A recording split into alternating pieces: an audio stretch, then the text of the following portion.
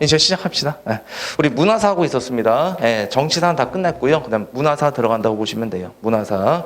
자, 페이지 몇 페이지 피면 되고요.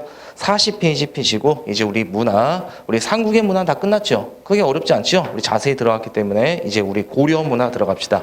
문화 하면은 우리가 제일 먼저 뭘 물어본다고 했었죠? 사상 물어본다고 했었죠? 사상하면 어떤 게 먼저 떠오르죠?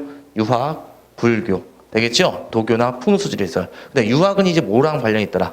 학교제도와 관련이 있죠? 그래서 학교제도 먼저, 고려 학교제도 먼저 들어가도록 하겠습니다. 페이지는 40페이지. 자, 거기 보시면 되겠고. 자, 우리 고려의 대학교 있었죠? 고려의 대학교가 뭐라고 했었죠? 고려의 대학교, 국자감, 고려의 대학교, 국자감, 그렇게 들어가시면 되겠습니다. 그 대학교는 다 기억나시죠? 고려가 뭐 있었고, 태학이 있었고, 통신라가 뭐가 있었고요? 국학, 발해가 뭐더라? 주자가. 그 다음에 우리 고려가 뭐더라? 국자가. 그 위에 보이니까 학교는 뭐더라? 그렇게 시대별로 다 알아두시면 될 겁니다. 자, 지금 이제 전에 했던 거 간단하게 기억 안 나시는 분들은 알아두시면 되겠고요. 자, 고려대학교 뭐가 있다? 국자감이 있었고요. 이 국자감에는 또 부서가 두 개가 있습니다. 무슨 부와? 유학부란 게 있고요. 그 다음 무슨 부가 있더라? 기술부로 나눠졌다. 이렇게 봐두시면 되겠습니다. 그래서 유학부에서는 이제 또 다시 한번 나눠지거든요. 국자학이 있고, 그 다음에 태학이 있고, 그 다음에 사문학, 이렇게 국자학, 태학, 사문학 세 가지로 나눠진다고 보시면 되겠습니다. 그래서 여기가 3품 이상, 5품 이상, 7품 이상 그렇게 되겠고, 기술부는 누구 이상이면 되었다? 양인 이상이면 가능했더라. 뭐 길게 말했지만 그냥 이 정도만 기억하세요. 무슨 부와 무슨 부가 있더라? 유학부와 기술부가 있다. 이렇게 기억하면 됩니다. 기술부에서 가르쳤던 건 뭐가 있을까요? 가장 대표적인 거. 그 작과 있었잖아. 작과는 어떤 거? 의과라던가. 알겠죠? 그 다음에 법률학, 그 다음에 천문학 이런 것도 있었죠? 통역학. 그게 바로 무슨 부가 된다? 기술부. 그렇게 봐두시면 됩니다. 여러분이 여기서 유의할 점은요. 어느 정도만 유의 잘하면 되더라? 기술부가 있더라. 이 정도만 유의 잘해두시면 될 겁니다. 알겠죠? 왜냐하면 조선 때 기술부는 따로 있다 없다? 없다고 보시면 됩니다. 그래서 조선시대 과거제도 때 해당 관청에서 모든 것을 주관한다고 했었죠? 그 얘기가 바로 요거라고 보시면 됩니다. 고려 때는 이제 뭐더라? 기술부는 어디 있었다? 국작이 있었고, 조선의 성균관은 기술부가 따로 있다 없다? 없다는 거. 나중에 조선시대 다시 한번 강조해 드리도록 하겠습니다. 됐나요, 여기? 그 다음에 옛날에 뭐 공무원 시험에서 있다는 거 물어봐요. 사문학이 몇 품 이상? 7품 이상. 얘가 5품, 얘가 3품이라고 썼죠. 그래서 유학부에 들어가는 건 몇 품 이상? 7품 이상 애들만 들어가게 되는데, 국작의 입학 자격은 누구 이상이면 가능하다? 기술부는 그런 제한이 있다 없다? 없지요. 누구 이상이면 가능했다? 양인 이상이면 가능했다. 뭐 이런 거 많이 물어봤는데 한능검에서 그냥 어느 정도 기술부가 있었다. 그렇게 봐두시면 되겠습니다. 자, 그 다음에 국작이 있고요. 그 다음에 지방에 이제 하나 들어갑시다. 지방에 뭐가 있다는 거 하나 들어가면 될까요? 예, 우리 향자 들어가면 한국사에서 향자 들어갔다. 그럼 다 뭘로 고치면 된다? 지방으로 고치면 된다. 그죠? 지방 학교를 뭔다? 향교 이렇게 말하게 됩니다. 됐죠? 그러면 이 향교는요. 대부분 사료에 나올 때 이렇게 나와요. 부목구현에 하나 둘씩 설치되었다. 왜? 지방에 이제 뭐더라? 지방 밑에가 뭐가 있었어? 도 밑에 부나 군 현이 있었다고 했었죠. 그래서 부목구현에 설치되었다. 그럼 무조건 그건 뭐가 된다? 향교가 되더라. 그렇게 보시면 되겠습니다. 정리합시다. 고려시대 대학교는 뭐가 되고요? 국자감, 알겠죠? 그 다음에 지방에 중고등학교는 뭐가 있더라? 향교가 있다. 이렇게만 간단히 봐두시면 되겠고. 자, 그러면 이거는 다 누가 만든 거라는 거 알 수 있더라? 국가가 만든 관립학교다. 그렇게 봐두시면 됩니다. 사립학교 들어가도록 할게요. 사립학교. 사립학교는 애새끼들 가르치는 거 있죠? 서당, 우리 서당 하면 조선시대부터가 아니라 언제부터? 고려 때부터 있었다고 보시면 됩니다. 이 서당은 누가 만들었을까요? 국가가 만들었을까? 아니요. 그 고래 뭐더라? 양반인이나 귀족들이 그냥 뭐더라? 만들어서 뭐더라? 애들 천자문 가르쳐줬던 거. 그게 뭐가 있다? 서당이 있다. 이렇게 봐두시면 되겠고. 여러분 기억할 건 요거 기억하면 돼요. 사립학교가 있거든요. 채충의 문어공도. 이제 국자감에 버하면은 우선 채충이라는 사람이 있어요. 채충이 고려 때 뛰어난 유학자였다고 불렸습니다. 중국에도 이름을 떨칠 정도로 뛰어난 유학자, 높은 간직에서 이제 퇴직했습니다. 퇴직한 다음에 이제 이 사람이 만든 게 문헌공도란 걸 만들어요. 문헌공도는 한마디로 뭐가 된다? 사립학교, 사립학원이라고 보시면 돼요. 학문의 가치는 어느 정도에 버금가고요? 국자감에 버금가는 사립대학교. 그게 바로 뭐더라? 문헌공도. 됐나요? 그래서 당연히 여러분들 입학금은 어디가 쌀까요? 국자감이 쌀까 아니면 문헌공도가 쌀까? 싼 곳은 예나 지금이나 국립대학교가 다 싸다고 보시면 됩니다. 등록금은 훨씬 싸고 국가 지원도 받을 수 있어요. 하지만 합격률은 어디가 높더라? 여기가 훨씬 높습니다. 그 이유는 뭐냐면은 이 체충이 높은 관직까지 올라갔었죠. 자기 제자들이 아직까지도 어디 있다? 관직에 있단 말이야. 그럼 이번에 시험 뭐 나오냐? 그러면 바로 다 보더라? 입수가 된다고 보시면 돼요. 그러니까 이제 보더라? 모든 애들이 이 소문을 듣고 어디로 몰려든다? 이쪽으로 몰려들게 됩니다. 그러니까 이제 높은 관직에 차지 돈들이 돈벌이 되는 거 보니까 우리도 이거 한번 만들어 보자. 그래서 이제 개경에 이런 사립 학원이 몇 개나 만든다? 12개나 만들어지게 됩니다. 그래서 이것을 뭐라 한다? 사학 12도라 불리게 됩니다. 사학 몇 도가 만들어지자고요? 12도. 그래서 이제 사립학교가 엄청나게 부흥할 시가 바로 언제다? 요 시기다 봐두시면 되겠습니다. 그래서 고려 때는요 이런 제도가 있다고 하거든요. 이 단어 자주 무슨 제도? 문생제도가 나온다고 해요. 자주 문생제도. 이건 바로 뭘 말하냐면 자주 문생제도는 그 자주가 지공거 시험 관리관이라고 출제자라고 보시면 되고요. 문생이 뭐더라? 과거 합격자라고 보시면 되겠습니다. 원래 얘네 둘이 알고 있으면 되는데 안 되죠. 근데 뭐더라? 스승과 제자처럼 사이가 돈독했다고. 이런 시대가 언제다? 고려시대다 봐두시면 되겠습니다. 그만큼 무슨 학교가 부흥했더라? 사학이 부흥했다. 그걸 보여주는 게 바로 무슨 제도다? 자주 문생제. 이렇게 해두시면 됩니다. 자, 그래서 여러분들 시험제 나올 때는 이렇게 나와요. 점차 사학이 부흥하게 되니까 관학은 더 성장 아니면 쇠퇴하게 된다. 쇠퇴하게 된다는 거 알 수 있겠죠? 그래서 이제 관학 진흥책이 나오게 된다고 보시면 돼요. 관학이 너무너무 위축되니까 이제 뭘 부흥시켜? 사학이 너무너무 부흥하니까 관학이 침체되고 관학을 뭐더라? 부흥시키게 한 정책들. 그래서 이제 고려 숙종 때는요 무슨 포란 걸 만들고? 서적포란 걸 만들게 되고요. 서적포 일종의 뭐더라? 그 도서관이라고 보시면 되겠습니다. 그 다음에 이제 고려 예종 때 많이 만들어지군요. 예종 때 이제 현량과란 걸 만들어요. 무슨 과? 현량과래. 나 오늘 왜 이러지? 수업하기 싫은가?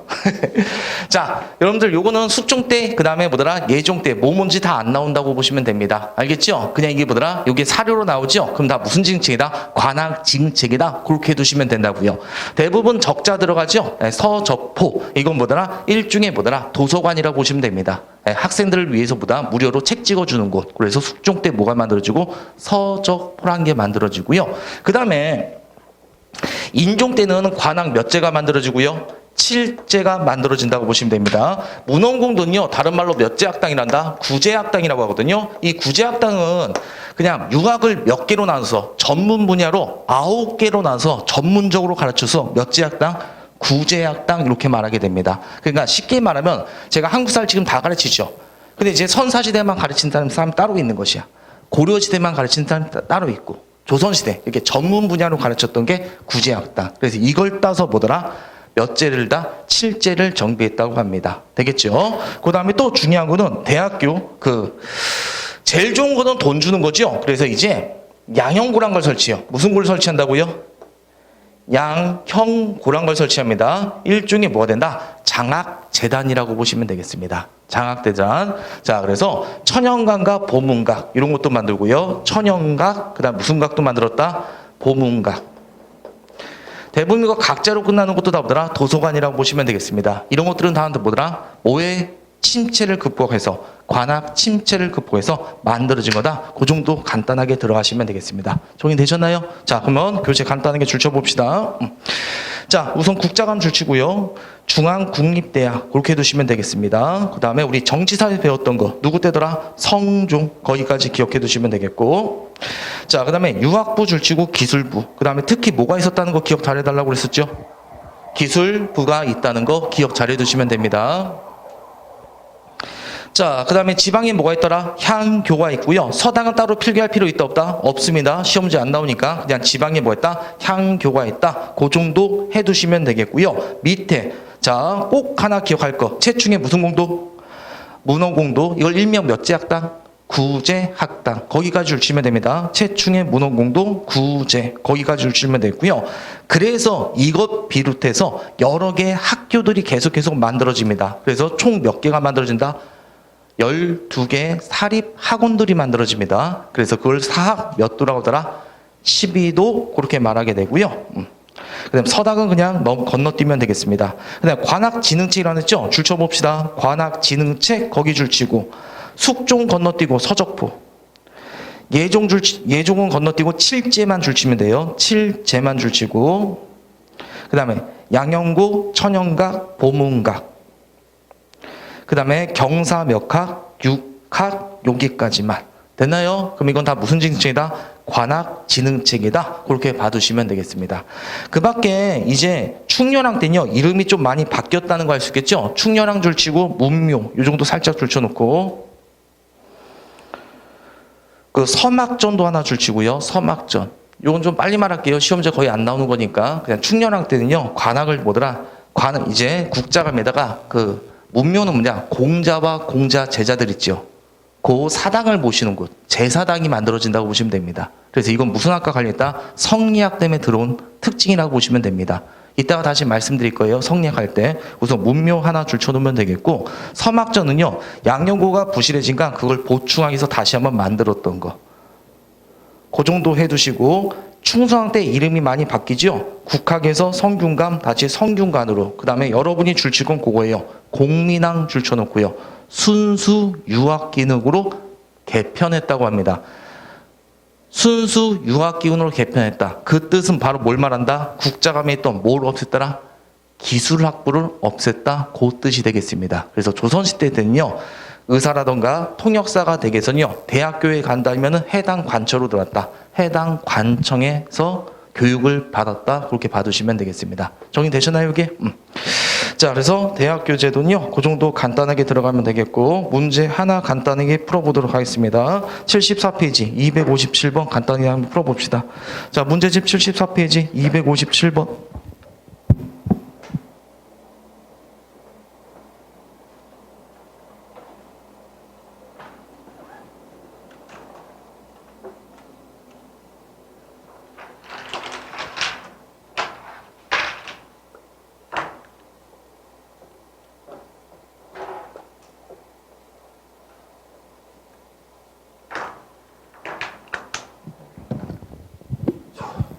자, 봅시다. 257번. 줄치면서 공부해요. 서적포, 그 다음에 칠진한 전무관자, 그 다음에 무슨 고등 동그라미처럼 양영고. 가장 많이 나온 선택지라고 보시면 되겠습니다. 이것들은 다 뭘 진흥시키다? 관악 진흥을 위해서다. 정답 몇 번 들어가면 돼? 1번 들어가면 되겠고요. 그리고 이런 것들이 나오기 때문에 배경은 무슨 도가 발달했기 때문이다. 2번도 줄쳐놓고 사학 12도 되겠죠? 사학 12도의 가장 대표인 건 누구였다? 최충의 무슨 공도였다? 문헌공도였다. 거기까지만 다시 한번 복습 잘 해두시면 되겠습니다. 됐나요, 여기? 그래서 여기는 자주 출제되는 건 아니지만 나왔다면 뭐더라? 사람들이 많이 틀리는 파트라고 보시면 되겠습니다. 자, 그래서 우리 이 정도 간단하게 배웠으면 됐고, 자, 그 다음에 이제 페이지 41페이지 고려 유학의 발달 들어가도록 하겠습니다. 자, 맥 잘 잡으세요. 지금 우리 문화사 할 때 어디가 중심으로 보낸다? 사상사에서 어떤 걸 배우고 있다? 유학을 배우고 있는데 유학을 가르쳤던 곳이 어디니까? 학교니까 학교제도 방금 배웠다고 보시면 되겠습니다. 되셨나요? 그 다음에 이제 뭐더라? 우리 유학의 발달 과정. 고려는 고려 정기, 중기, 후기, 말기 이렇게 나눠지게 되고 요때 1170년대 누가들이 권력 잡았다는 거 기억나죠? 무신들이. 그리고 여기서는 따로 시험 문제 안 나오니까 간단하게만. 요때 유학의 성향은요, 이렇게 말해요. 좀 더 무슨다? 유학의 성향이 자주적이다. 그렇게 평가합니다. 왜 자주적이더라? 이 당시 지배계층이 누라 호족과 육두품이다 보니까 그 다음 뭐더라? 개혁적이고 자주적 성격이 있다고 합니다. 그걸 보여준 예가 뭐가 있을까? 최승로의 시무 28조의 내용 보면 우리가 뭐더라? 중국 제도는 받아들일 때 모든 걸 똑같이 할 필요 있다 없다? 없다고 그랬었죠? 그래서 좀 더 자주적 성격 보여준다? 그렇게 말하게 되고, 요때 고려 중기 때는 무슨 기족이 있었고, 무슨 기족이 있었다? 문벌기족이 있을 시기죠? 우리 문벌기족의 성향이 어땠어? 진취적 아니면 좀 더 보수적. 보수적, 그 다음에 좀 더 중국을 사대하는 경향이 강해졌더라. 그래서 그걸 대표로 보여준 학자가 바로 이 사람이 되겠습니다. 묘청의 난을 진압했던, 누가 있더라? 김부시. 우리 문벌기족의 가장 대표적인 사람이었다. 기억하면 되겠고요. 그다음에 방금 전에 배웠던 누구도 또 좀 더 보수적이라고 변했다 한다. 채축 이 정도 해두시면 되겠습니다. 그래서 보수적으로 변하게 되고요. 여러분이 봤을 때 무신직권기 때는 유학이 좀 더 발달할까 위축될까? 무신애들 공부 안 하니까 유학이 좀 더 위축되었다. 그렇게 들어가면 되겠고, 그 다음에 고려 말 때 이때 드디어 우리 요때 지배계층이 어떤 세족이 등장하고 무슨 세족 등장하고 건문세족이라고 등장한다고 우리가 배웠었죠. 건문세족. 이 건문세족을 비판하면서 지방에서 과거로서 등장한 애가 바로 어떤 애들이 있었다? 신진사대부가 등장이 되죠. 요 신진사대부의 학문적 기반이 바로 뭐가 되더라? 드디어 유학에 새로운 성향, 무슨 학이 들어왔더라? 성리학이 들어왔더라. 그렇게 봐두시면 되겠습니다. 됐죠? 그래서 이 성리학에 처음에 들어올 때 요때 가장 대표적인 사람이 누구였더라? 안향이라고 있습니다. 안향, 이 사람이 성리학을 처음으로 들여왔다고 보시면 되겠고요. 이 사람의 건의로 그 충렬왕 때 바로 뭐가 만들어진다? 문묘란 게 설치되었다고 보시면 되겠습니다. 되셨나요, 여기? 그 다음에 이재현이라고 있거든요. 이재현. 이 이재현은 그 원나라 학자들과 교류하면서 충선왕이 잠깐 어디로 갔을 때 원나라에 있을 때 망건당이라는 곳을 만들게 되거든요. 그 망건당에서 원나라 학자들과 교류했던 게 누가 있었다? 이재현 이런 사람이 있었습니다. 자, 그 다음에 이제 또 누가 있고요. 성균관 대사성 이색이 되고, 이 이색이 성균관의 대사성이 되고, 오늘 따면 성균관 학장이라고 보시면 됩니다. 이 사람이 이제 성균관에서 길러냈던 제자들이, 여러분이 알고 있는 사람이에요. 이 사람은, 이 제자들은 정도전과 정몽주 이런 애들이 등장한다고 보시면 되겠습니다. 그래서 요거는 뭐 간단하게만 알겠죠? 성리학 처음 소개해 주신 사람 누가 있었고? 안양. 그리고 원나라 학자들과 교류하면서 성리학을 좀 더 심화시킨 사람 누가 있다? 이재현.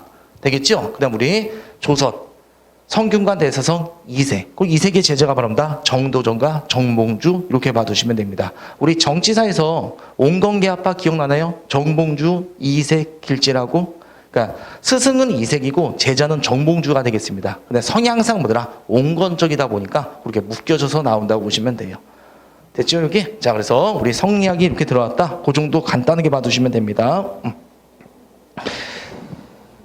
자, 그래서 우리 페이지 41페이지 고려 유학자 나와있죠? 고려 전기 때는 주제만 줄적으면 돼요. 좀 더 자주적이고 주체적이다. 자주, 줄치고, 주체. 그 정도만. 그래서 이걸 대표적으로 보여주는 게 바로 누가 있더라? 성종 때. 누가 있었더라? 빨간색 글씨.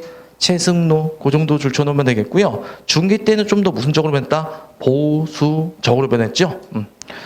보수적으로 변했을 때 뭐 대표적인 학자가 최충과 김무식. 우선 김무식 정도만 줄쳐놓으면 됩니다. 김무식 정도만.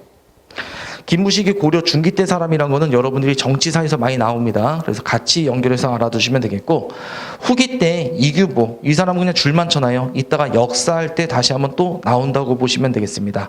그 다음 이제 고려 후기 때 무슨 학이 들어왔다는 거 기억하면 되죠?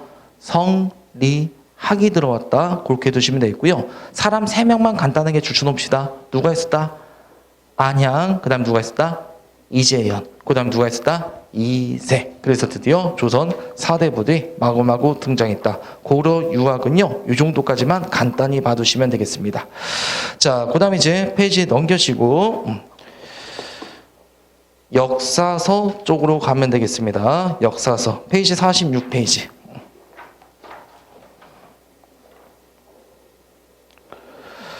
자, 역사서에서 우리 역사서 삼국시대 때 역사서 있죠? 그거 우리 전 시간 했었나? 안 했던 것 같은데 간단하게만 들어갑시다. 거기 고구려에서는 뭐가 있었다? 유기와 신집. 유기와 신집. 현존한다, 현존하지 않는다. 삼국시대 건. 현존하지 않는다고 보시면 되겠습니다. 그래서 유기와 신집 이 정도 해두시면 되겠고요. 유기는 언제 만들어진지 모릅니다. 그 다음에 이제 신집이 7세기 때 다시 한번 재편되었다. 그렇게 되고요. 그 다음 우리 유기와 신집은 고구려가 되겠고, 그 다음 백제 있죠. 대부분 삼국시대 때 역사서는 언제 때? 전성기 때 많이 만들어진다고 보시면 됩니다. 백제와 신라는. 그럼 우리 백제 전성기 누가 알고 있더라? 근초왕 알고 있죠? 그래서 근초왕 때 만든 게 서기 이렇게 들어가시면 되겠고, 진흥왕 때는요 국사. 누구 때? 진흥왕 때 여기까지. 그 다음 남북시대 때 최치훈요 제왕 연대결이라고 있지만 내용은 전해지는 바가 없다고 보시면 되겠습니다. 자, 그래서 우리 역사서는요, 우리 삼국대 역사서는 그 정도 봐두시면 되겠고, 그 다음 이제 고려 역사서 들어가면 되겠습니다. 고려 역사서 하기 전에 한 번만 딱 복습하고 넘어갈게요. 한 번만. 우리 고구려에서 뭐가 있었다? 고구려에서는요. 여러분들 옛날 박정희 때 유신시대라고 들어보진 않나? 유신시대? 고구려는 유기, 그 다음 뭐가 있다고요? 나중에 신지. 그래서 고구려는 유신. 그렇게 좀 알아두면 되겠고, 백제는 뭐라고요? 근초왕 때 뭐라고 하더라? 서기라고 합니다. 그리고 전성기니까 4세기 근초왕 때 그렇게 두시면 되겠고, 진흥왕 때는 뭐가 만들어지고 6세기 때 국사가 만들어졌더라. 그리고 남북국시대 때 역사선 거의 전해지는 바가 없다고 보시면 되겠고요. 최치원의 제왕 연대력이 역사선대, 그것도 나올 가능성이 있다 없다? 없다고 보시면 되겠습니다. 그리고 다시 한번 얘보다 어떤 게 그나마 시험 문제 많이 나온다? 전성기 때 왕들과 연결해서 많이 나옵니다. 근초왕 우리 다 알고 있죠. 영토확장, 남쪽으로는 마한일대, 고구려 가서 고구원왕 목 잘라버리고 해외까지 진출하고, 그 다음에 역사서 뭐가 만들어졌다? 서기. 그 다음 우리 진흥왕 하면 화랑도를 국가주로 개편시키고 한강유역 장악하고 백제서왕 대가리 날려버리고 역사서 뭐가 만들어졌더라? 국사가 만들어졌다. 그렇게만 잘 봐두시면 되겠습니다. 되셨지요? 그러면 우리 다시 한번 우리 서기와 국사만 눈으로 꼭 앙비해 두시면 되겠고, 이제 고려 역사서 들어가도록 하겠습니다. 여러분 고려 전기 때 있죠? 고려 전기 때 역사서는 우리 이때 고려왕족 실록이 있었을까요? 없었을까요? 실록 있었다 들어가시면 돼요. 있었는데 전해지는 바가 없다고 보시면 돼요. 여러분들 조선왕조 실록 있죠? 당연히 세계 기록문화유산에 등재되었습니다. 엄청난 방대한 문화유산입니다. 왕이 오늘날 낮잠을 몇 시간 잤는지, 오늘 뭐 했는지, 화장실 뭘 갔다 왔는지, 뭐 처먹었는지 모든 걸 기록했다고 보시면 돼요. 있는 동안 평생 또 아니고도 못 읽을 정도의 역사서라고 보시면 돼요. 엄청난 방대한 기록문화유산이죠. 그럼 그게 하루아침에 만들어질 수 있다 없다? 없다고 보시면 돼요. 예전부터 있었다고 보시면 돼요. 그래서 고려 때도 있었지만 이제 다 불타 없어지기 때문에 현존하지 않는다고 보시면 되겠습니다. 그래서 실제로 7대 실록이라고 만들어져요. 7대 실록이라고. 근데 이것 또한 뭐더라? 다시 한번 편찬되었다 그렇게만 하고 전해지는 바가 있다 없다? 없다고 보시면 되겠고, 그 다음에 이제 고려 중기 때 여러분이 꼭 기억할 거, 우리 묘청의 난을 제압한 사람이 있었죠. 누구 있었습니까? 김부식, 그치요? 이 김부식이 지었던 게 바로 무슨 사기가 되더라? 유명한 삼국사기가 되겠습니다. 알겠죠? 김부식의 삼국사기. 요 김부식의 삼국사기가 우리나라 뭐하는, 현재 존재하는 가장 오래된 역사서라는 점에서 의의가 있다고 보시면 되겠습니다. 그래서 현존 뭐의 사서라고 한다? 가장 오래된 최고의 사서, 그게 바로 뭐다? 김부식의 삼국사기. 내용은 어느 시대를 기록했을까요? 삼국 알겠죠?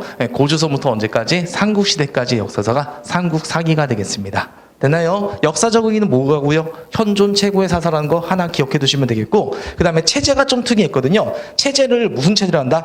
기전체 사서라고 합니다. 무슨 체? 기전체.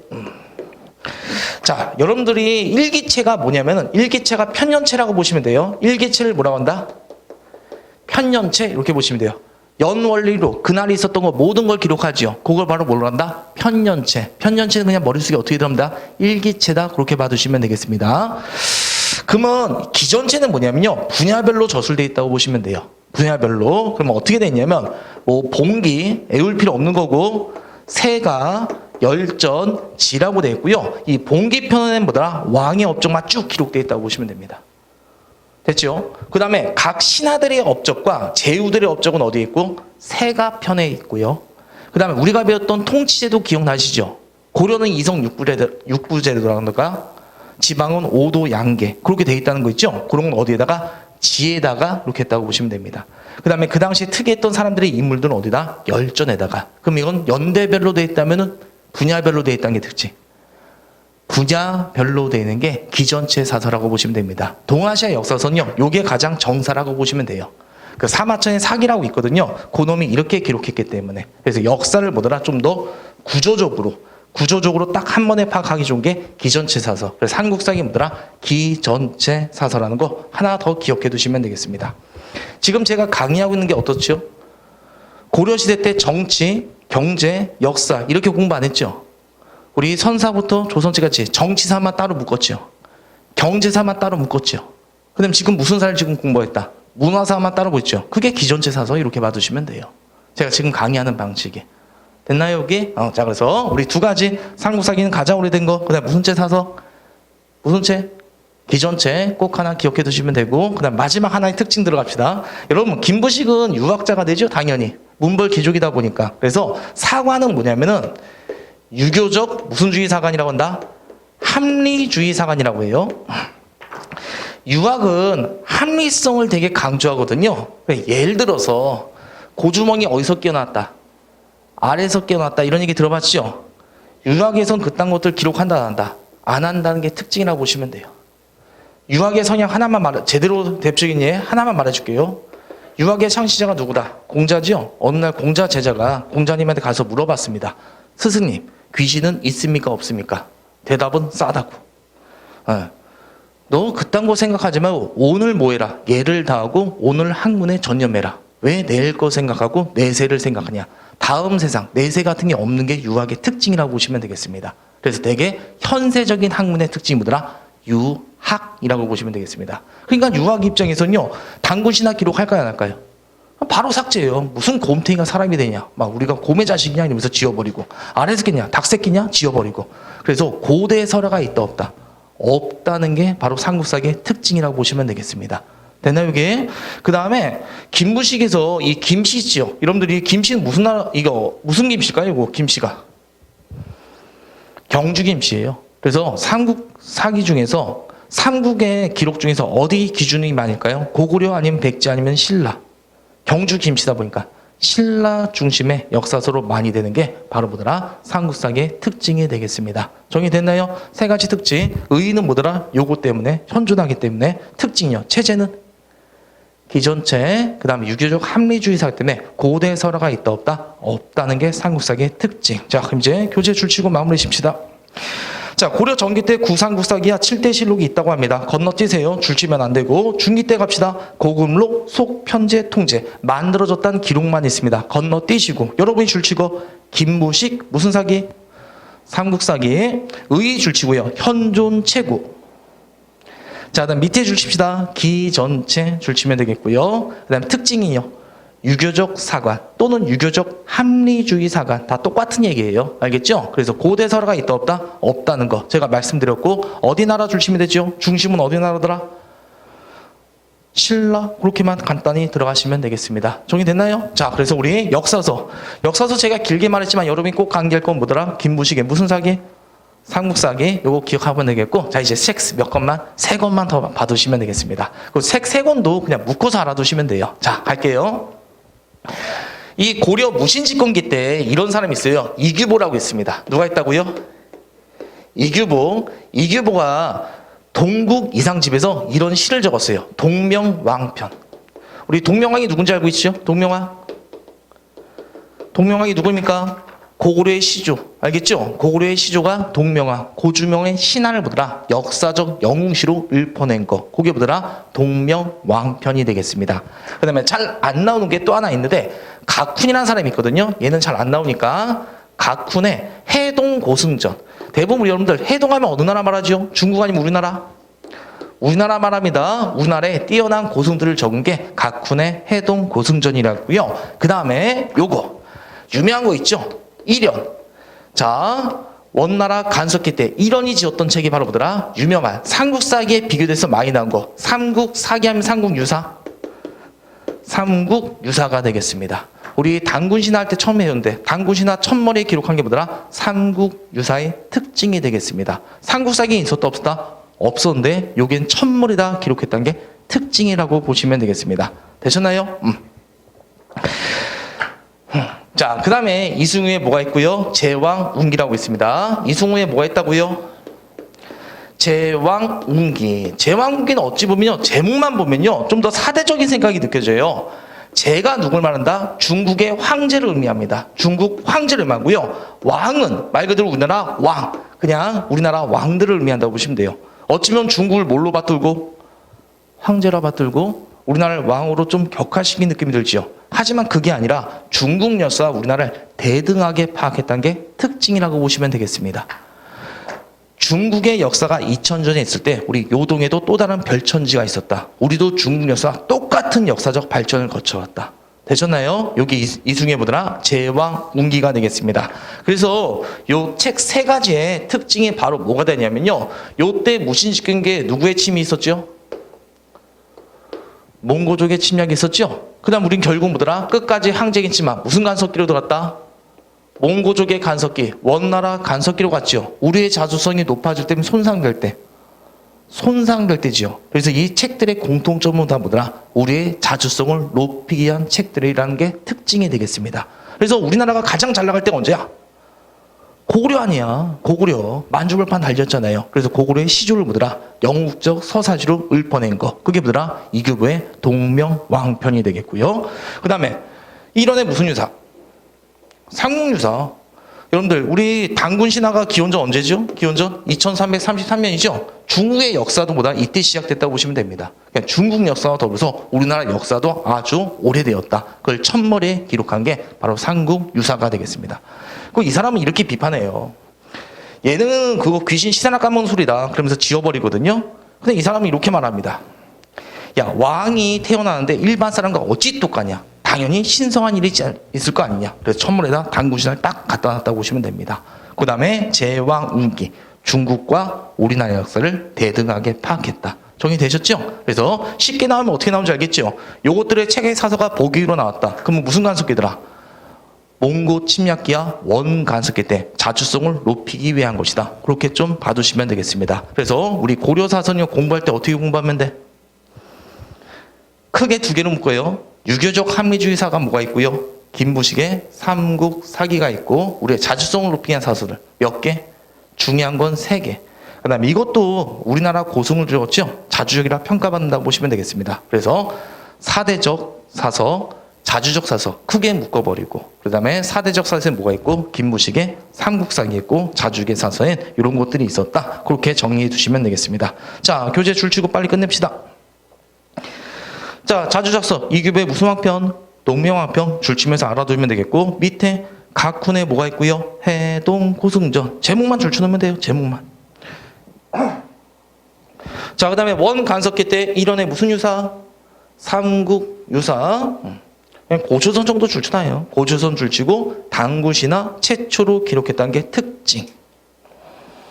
그래서 대부분 여러분들 어떤 탑 만들 때 기한현상 막 나오잖아요. 그리고 뭐 불상이 뭐더라 만들어질 때 기한현상. 그거 다 어디에 기록되어 있다? 삼국유사에 기록되어 있다고 보시면 됩니다. 그 1원은 승려입니다. 알겠죠? 승려다 보니까 거기 보면 왕력, 기, 흥법, 탑사 불규적 내용이 많은 게 바로 삼국유사의 특징이라고 보시면 되겠습니다. 그건 참고 배경 지식. 여러분이 기억할 건 1원의 삼국유사는 언제 때? 원 간섭기 때란 거 단군신화 기록했다. 그것만은 까먹지 마세요. 자, 그 다음에 밑에 이승우의 무슨 운기? 제왕운기. 이것 또한 무슨 간섭기다? 원나라 간섭기. 됐나요, 여러분들? 그 다음에 우리나라의 역사와 중국 역사를 어떻게 파악했다? 대등하게 파악했다. 거기까지만 기억하면 끝나게 됩니다. 됐나요, 여기? 자, 됐다고 생각하시고요. 이제 258페이지 가봅시다.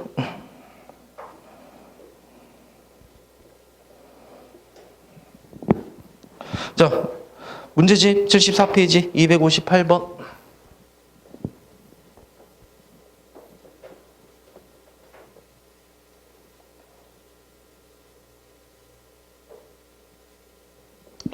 자, 거기다 적어요. 1원의 무슨 유사? 삼국유사. 그 다음 제왕기다가 누구 적으면서 공부합시다? 이승휴 적으면서 공부합시다. 다 언제 때? 원 간섭기 때 만들어진 것이 되겠습니다. 그럼 관련된 것만 들어갑시다. 관련된 것만.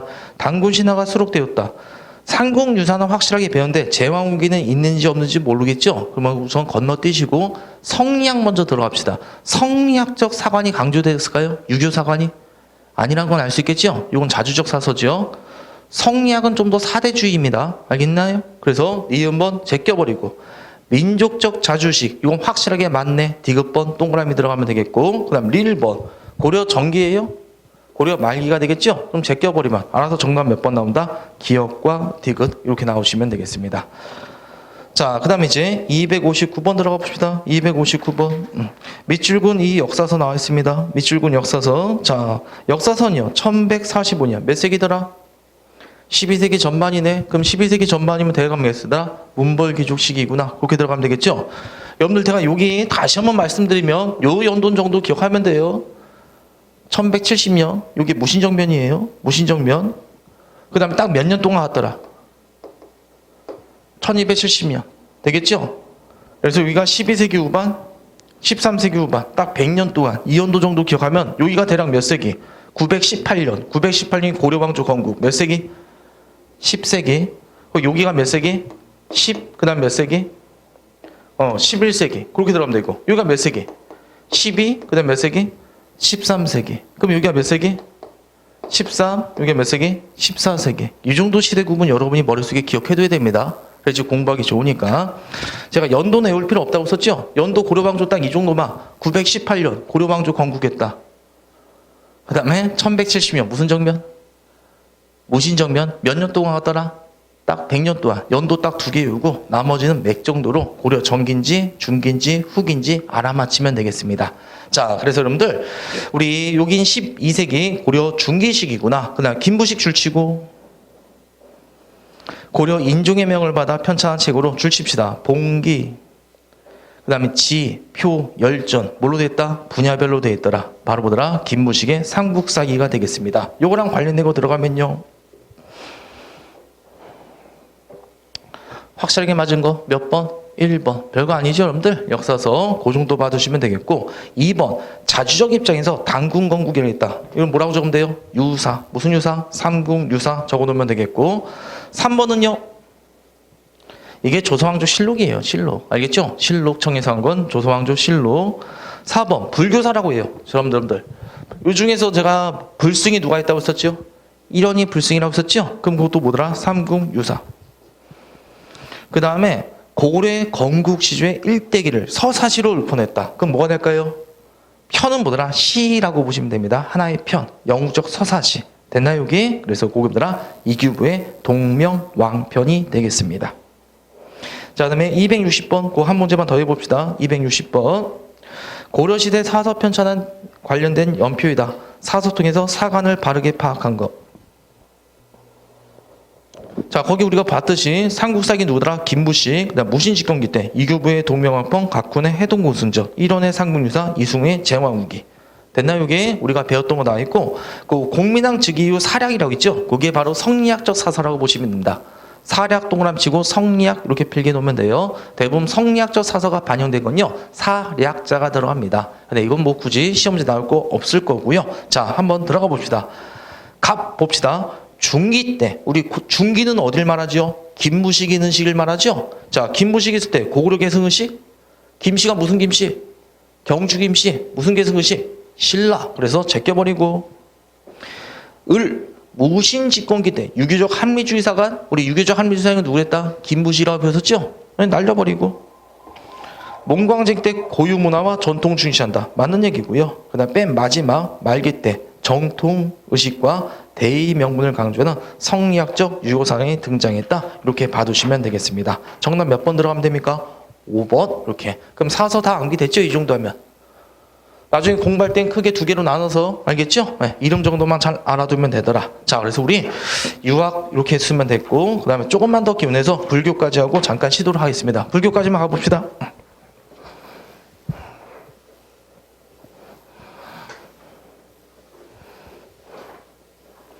지금 제가 이렇게 계속 강조하는 이유가 헷갈릴까봐 그런 거예요, 여러분들. 우리가 지금 뭘 배웠다? 문화는 제일 먼저 사상을 물어본다고 했었죠? 사상의 주축이, 이데올로기가 뭔다? 유학과 불교 아니에요. 그치요? 그 중에서 유학은 가르친 곳이 뭔가? 학교니까. 학교제도 우리가 배운 거고, 그 다음 유학의 흐름 하나 배웠었죠? 유학의 흐름에서는 고려말 때 뭐가 들어왔다는 게 중요하고, 성리학이 들어왔다는 거 중요하고, 그 다음에 대부분 유학과 관련된 게 역사서라고 보시면 되겠습니다. 그래서 역사서 이렇게 배웠다. 자, 그 다음 이제 우리 또 하나 사상. 이제 뭐 들어갑시다? 불교 들어가면 되겠습니다. 자, 그럼 우리 불교는 어디 나와 있죠? 페이지 44페이지, 44페이지 불교 쪽으로 가도록 하겠습니다.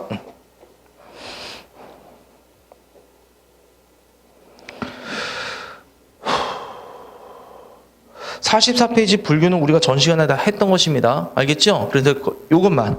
우리 상호시대 불승에서는 누구누구만 시험 문제 나온다고 했었죠? 불승들. 딱 정리하면요. 그 전에 불승도 했었지만 시험 문제 가장 많이 나오는 게 누구더라? 원효대사. 되겠죠? 그 다음에 우리 화엄종 누가 있더라? 화엄종. 의상 멀리 인도 같이 갔다 온 사람 누가 있더라? 해초. 이렇게 들어가시면 되겠습니다. 그래서 우리가 불승 몇 명?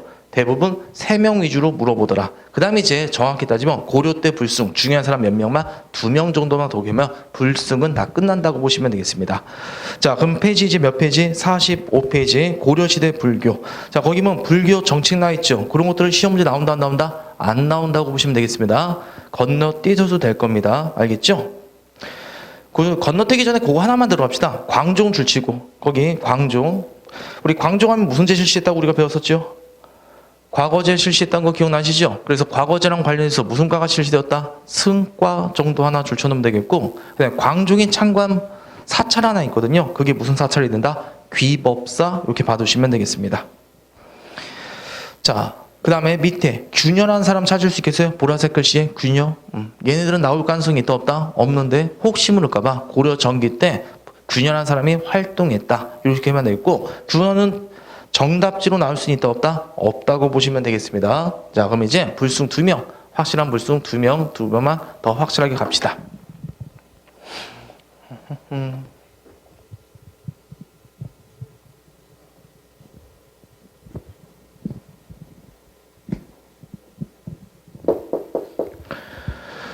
자, 여러분들 고려 중기 때 누구 하나 물어본다?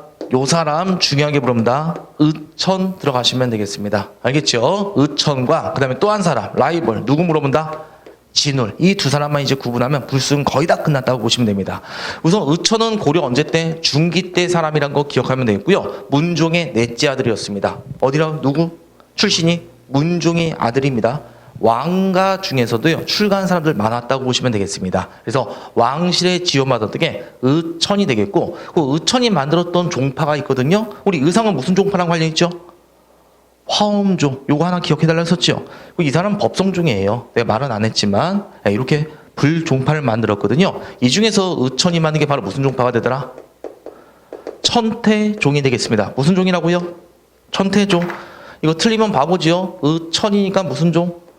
천태종. 그렇게 하나 기억하면 되겠고, 그 다음에 자 한번 물어봅시다. 우리 불교 종파에 교종과 그 다음에 뭐가 있었다고 배웠었지요? 선종이 있었다는 거 기억나시죠? 맞죠? 신라 중대 때 뭐가 중심이었고? 교종이고, 신라 하대 때 참선과 명상강정 뭐가 중심이었다? 선종이더라. 선종은 뭐더라? 호족한테 연결되었다는 거 기억나시죠? 지방 세력의 뭐더라?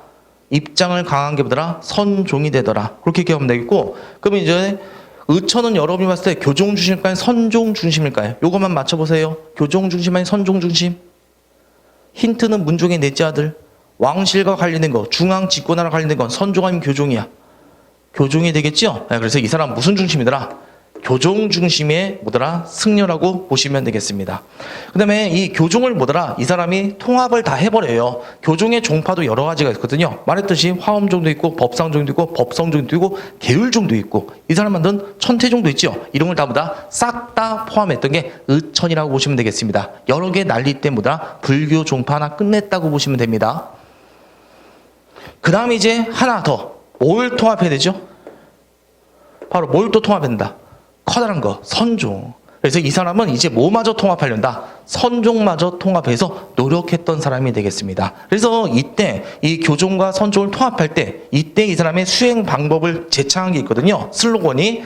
그거만 잘 기억하면 됩니다. 이 사람이 알았던 게 바로 무슨 겸수더라? 교간 겸수. 요걸 강조했다고 보시면 됩니다. 겸수는 별 의미가 없어요. 숫자가 무슨 숫자다? 닦을 숫자, 수양할 숫자라고 보시면 됩니다. 겸은 같이 한다는 뜻이에요. 겸직. 되겠죠? 그러니까 한마디로 같이 하자는 거죠? 뭐와 뭐를 같이 하자? 교관을 같이 하자. 그럼 내가 물어볼게요. 어떤 게 교종의 수행 방법? 교와 관 중에서 어떤 게 교종의 수행 방법? 교종의 수행 방법 어떤 거? 교. 알겠죠? 요게 교종의 수행 방법. 관이 뭐더라? 볼관자. 자신의 마음을 보기 위해서 뭐 해야 돼요? 고요히 한 고요한 곳에서 눈 감고 명상에 잠겨야 되겠죠? 그게 바로 뭐의 수행 방법? 선종의 수행 방법. 교종과 선종의 수행 방법보다 같이 하자. 그게 바로 무슨 겸수? 교관겸수. 이렇게 봐두시면 됩니다. 당연히 어디가 중심이더라? 이 사람은 교종 중심이니까 교종 중심. 그래서 앞에 뭐가 있더라? 교가 있는 게 없더라? 의천이다. 그렇게만 간단히 들어가면 되겠습니다. 되셨죠? 자, 하지만 완벽하게 성공했다 안 했다? 이 사람이 살아생전에는요 어느 정도 성과를 거뒀지만 의천이 죽고 난 다음에는요 완벽하게 되었다 안 되었다? 안 되었다고 보시면 되겠습니다. 자, 그래서 우리 의천하면 여기까지만 살짝 줄치고 넘어갑시다. 자, 페이지 45페이지입니다.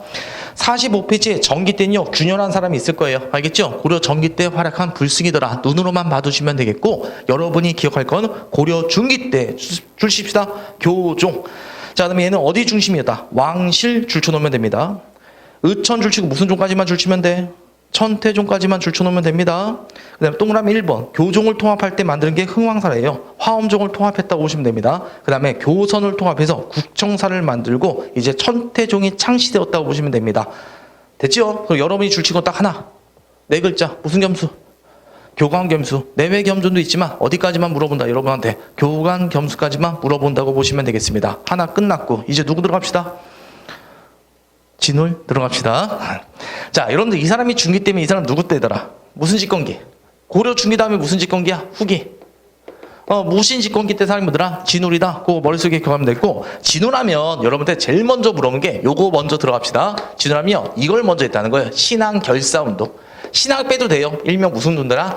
결사 운동했던 게 진울이다. 이렇게 봐두시면 됩니다. 그럼 결사 운동은 무엇이냐면은 예나 지금이나 종교가 너무 강성해지죠. 부패하기 마련이라고 보시면 됩니다. 원래 스님들은 무소유이잖아. 무소유잖아. 여러 가지 가지면 돼, 안 돼?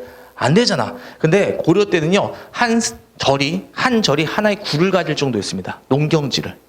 노비만 수십에서 수백 명 갖고 있는 절도 있었습니다. 술집에서 모두 팔더라? 술도 팔았습니다. 실제 기생 부르고 노래도 부르고요. 엄청나게 패난이 심했어. 그 스님들은 원래 결혼하면 안 되잖아. 만으로만 8명이야. 완전 개판오분조로 타락한 게 불교계였다고 보시면 됩니다. 그래서 이거랑 관련해서 상식으로 이것도 많이 나오는데, 이판사판이다. 우리가 뭐더라? 에라모로 했다. 개판오분조. 그걸 이판사판이라고 하죠. 이게 불교계 용어예요. 불교계에서 이판과 사판이 있거든요. 이판이 불공을 들인 사람들. 사판이 시주 들어오잖아요. 그거 돈 계산하는 애들. 근데 누가 자꾸만 돈을 헤쳐먹어.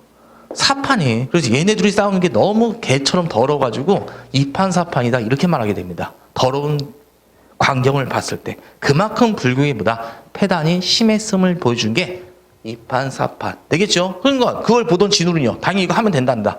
안 되겠다 싶어서 우리 깨끗한 스님의 자세로 돌아가자. 그게 바로 무슨 결사운동이다?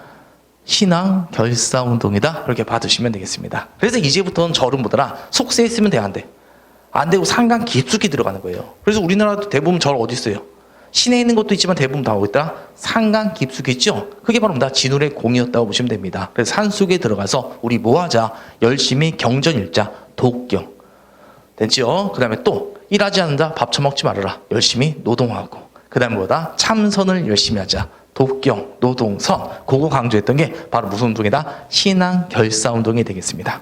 그래서 이 신앙 결사 운동과 관련해서는요, 이 진울의 무슨 사가 유명하다? 수선사가 유명하다고 보시면 됩니다. 알겠죠? 수선사. 말 그대로 다 닦을 숫자. 뭘 닦자? 선을 닦자. 이게 바로 수선사라고 보시면 되겠습니다. 이게 그 순천 송강사가 되거든요.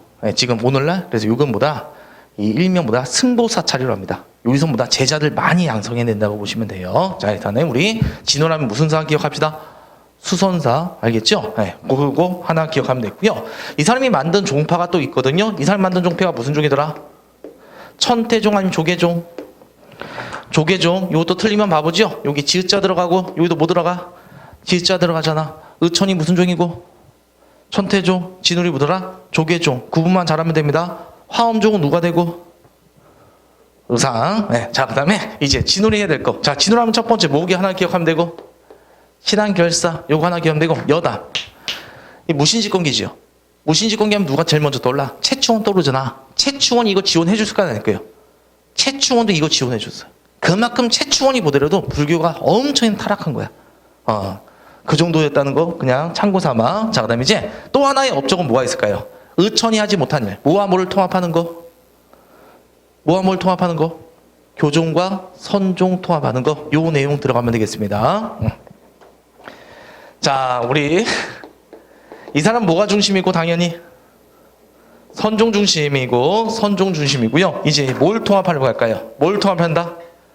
교종을 통합하려고 합니다. 그래서 이때 뭐더라? 제창한 이론 하나 기억해 두시면 되겠습니다. 이 사람이 제창한 이론이요. 교광점수가 아니라 뭐라고 하더라? 유명한 거. 무슨 점수? 도노 점수라고 합니다. 무슨 점수? 도노 점수. 도노 점수는 이거예요. 점수. 차차 닦아 나가자입니다. 차차 점자 닦을 숫자. 되겠죠? 돈 오는 뭐란다? 한 번의 깨달음을 뭐라 한다? 돈 오라고 합니다. 우리 부처님이 깨달음 얻을 때 어떻게 깨달았어? 천천히 깨달았어? 아니잖아요. 보리수 나무에서 눈 감고 있다가 눈 번쩍 뜨면서 아싸 하면서 한 번에 깨달았죠. 원효대사 어떻게 깨달았어? 획을 먹고 한 번 깨졌죠. 그걸 도노라고 한단 말이에요. 도노. 되겠죠? 사람들도 우리가 살면서 도노 할까요? 안 할까요? 많이 하잖아요. 그렇죠? 자기 실수했을 때 또는 시험에 떨어졌을 때 아, 공부는 열심히 해야 되는 평상시 하는 거다. 많이 도노하죠. 하지만 사람의 습성이 바뀌어 안 바뀌어? 안 바뀌잖아. 그래서 우리가 한 번의 깨달음을 얻을 때 도노하더라도 인간의 습관은 잘 바뀐다 안 바뀌다? 안 바뀌기 때문에 우리 계속 닦아 나가자. 그게 도노 점수. 그럼 내가 물어볼게요. 돈 오는 뭐의 수행 방법? 선종의 수행 방법이고 점수는 책 읽기죠? 교종의 수행 방법. 같이 하자. 그래서 도노 점수 이렇게 들어가시면 됩니다. 그 다음에 또 하나만 이 사람과 관련해서 하나만 더 듣다. 무슨 쌍수를 하더라? 정해쌍수 그렇게 말합니다. 정해쌍수. 이것도 느낌상 교종과 선종을 같이 하자는 건지 알겠죠? 쌍수니까 같이 닦자. 그러면 정이 바로 뭔다? 고유할 정자. 이렇게 기억해 두시면 될 거예요. 우리 정숙하다고 하죠. 고요히 뭐 하는 거? 참선하는 거. 해는요. 지혜라고 보시면 돼요. 우리 지혜는 어떻게 한다? 책 읽으면서. 그래서 정해쌍수 하면 누구더라? 진울의 뭐가 된다? 수행 방법이다. 그렇게 봐두시면 되겠습니다. 성공 아니면 실패. 이 사람은 실패로 끝났다고 쓰죠? 이 사람들아 성공했더라. 그렇게 봐두시면 되겠습니다. 그래서 이 사람의 제자가 있거든요. 이 사람의 제자가 누가 있더라? 해심이라고 있습니다. 해심은요. 요거까지 말해요. 유교와 불교는 하나이다. 유불일치까지 말한다고 보시면 되겠습니다. 그럼 이 얘기는 뭐야? 불교 통합 끝난 거란 말이야. 그 이제 뭐마저 먹으려고 하는 거야? 유교마저 먹으려고 했던 게 바로 무슨 일치설? 유불일치설. 됐나요? 머릿속에 이렇게 진우는 성공했다 안 했더라? 성공했더라. 그걸 보여준 게 누구더라? 제자. 누구의 이론이더라? 해심. 해심이라는 게 무슨 일치설? 유불일치설. 그렇게 봐두시면 되겠습니다. 자, 그래서 우리 진울까지 이렇게 봐두시면 되겠고요. 자, 그러면 두 명 다 구분할 수 있겠어요, 이거? 됐나요, 여기? 자, 거기 가면 빨리 줄쳐놓고 우리 쉬도록 하겠습니다. 기운 내시고. 여기 문화사 재미없어요, 원래.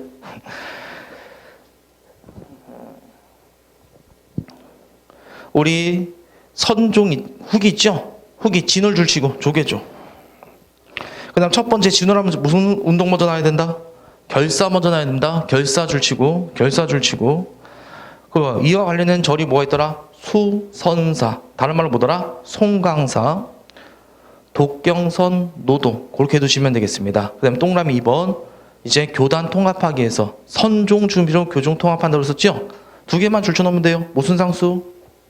정일상수. 그 다음 무슨 점수? 도노 점수. 이 사람은 성공했다 안 했더라?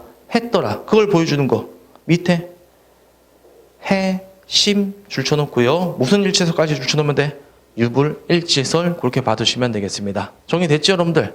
자, 지금 제가 길게 말했지만 지금 몇 명 배우다 결국 두 명만 비교하면 돼요. 시문제 적게 나오는데 많이 나온다? 많이 나오는 인물입니다. 기억 잘 해두시면 되겠고, 그 다음에 한 사람만 더. 좀 짜증나겠지만 한 사람만 더.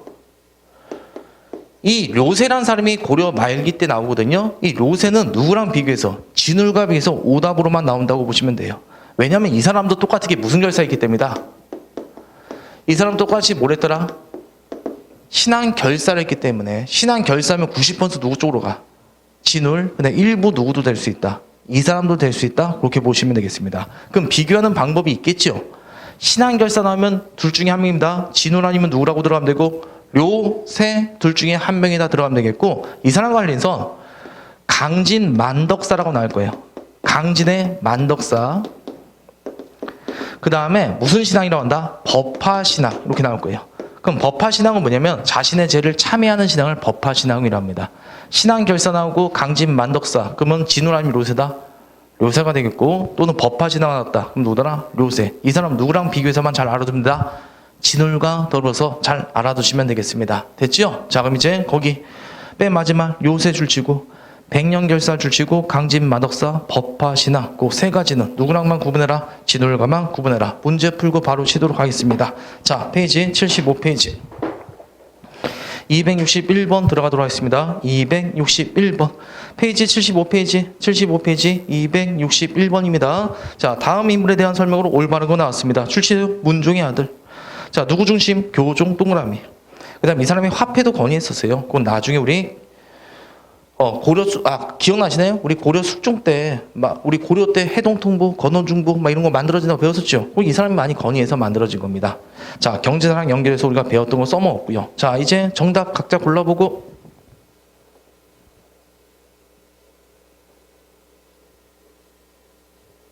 의천이니까 무슨 종? 천태종. 간단하게 정답 몇 번? 2번 들어가면 되겠죠? 1번 적고요. 유불일시설. 이거 누구의 제자? 진울의 제자 누구였다? 해심. 거기 적어놓으면 되겠고 해심. 3번 백년사 신앙결사. 이거 누구였죠? 료세. 백년결사는 료세. 방금 했는데 바보들. 자 그 다음에 정의 쌍수는요? 진울. 그 해인사 장려판전에 참여하지 않았습니다. 이거 그냥 X 이렇게 두시면 돼요. 262번 들어갑시다. 밑에 가와 나. 자 가는 누구 있다? 의천. 그 다음 나는 누구더라? 진울. 그리고 게다가 말했던 거 있죠? 의천은 교종 중심으로 선종탐에서 교광겸수. 진울은 뭐랬더라? 정의 쌍수와 도노점수. 다시 한번 기억하면 되겠고 자 가 나에 맞는 거 각자 골라보시면 되겠습니다.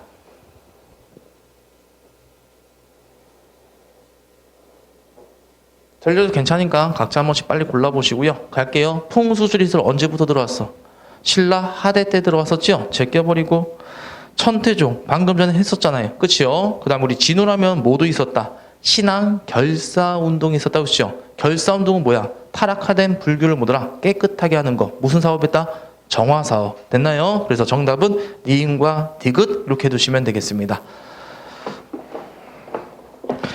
그리고 교장 도감에서 이 교장은요 둘 다 아니다 그렇게 해두시면 되겠습니다. 그 다음 263번 하나만 더.